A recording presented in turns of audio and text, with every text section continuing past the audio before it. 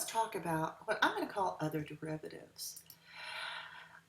Here are the derivatives of the other trig functions that you need to memorize.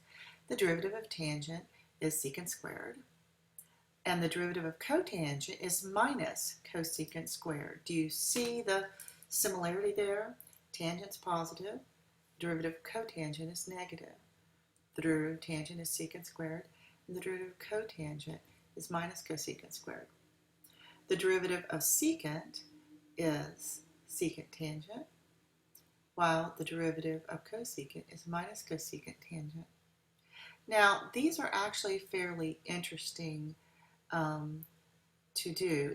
Let's go on and do the derivative of tangent, just because I really like that one. If I take the derivative of tangent, why don't I look at taking the derivative with respect to x of sine x over cosine of x?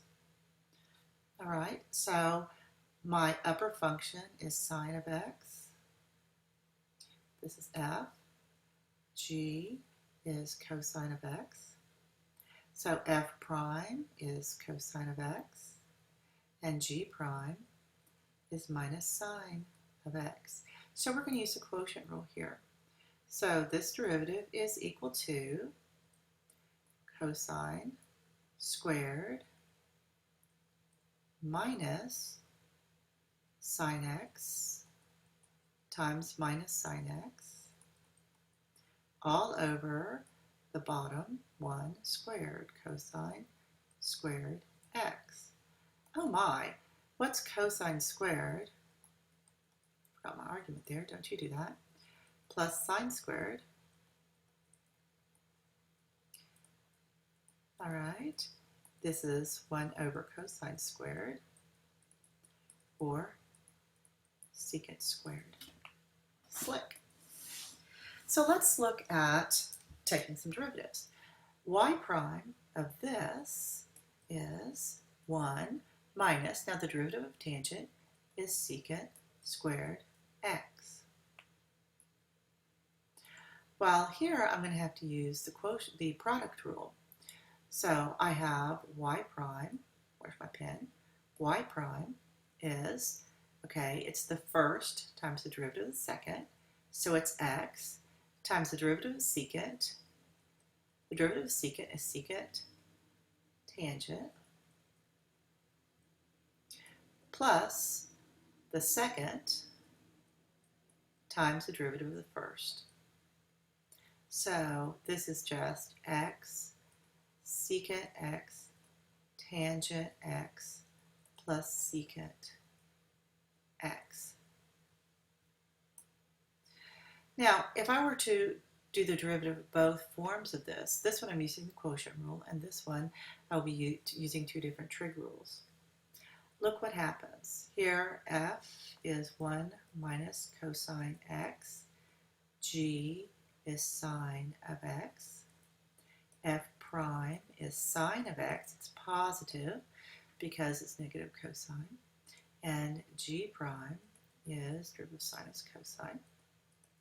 So y prime is sine squared x minus cosine x times 1 minus cosine of x divided by sine squared of x.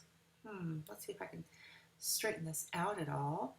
So this is sine squared minus cosine of x plus cosine squared of x divided by sine squared of x. So sine squared plus cosine squared is 1. So this is 1 minus cosine x divided by sine squared of x. And it's perfectly legitimate to leave it that way. Now what if we take the derivative of this part? Y equal cosecant minus cotangent. Well, y prime then, well, the derivative of cosecant is minus cosecant x, cotangent x, all right, minus the derivative of cotangent, which is minus cosecant squared x. Oh, these aren't looking the same at all, are they? So this is going to be positive cosecant squared minus cosecant x cotangent x. They don't look the same, but they are equivalent, and that's perfectly okay. Now, when you're simplifying, I want you to combine like terms and have no negative exponents. I also want you to order the powers from largest to smallest, so in decreasing order. One other thing you really need to know is the relationship between position, velocity, and acceleration. You're going to see I hit this several times this year. If s of t is position, v of t is velocity, and that's the first derivative of position, while a of t is the second derivative of position. For other higher order derivatives, you just keep adding this little prime. So this is second derivative, third derivative. After that, we get tired of putting dashes, so we start putting the numbers 4, 5, 6 on up. And you see these are all different ways that we denote higher order derivatives. So suppose I tell you s of t is minus 81t squared plus 2. If I wanted you to find v of t is s prime of t.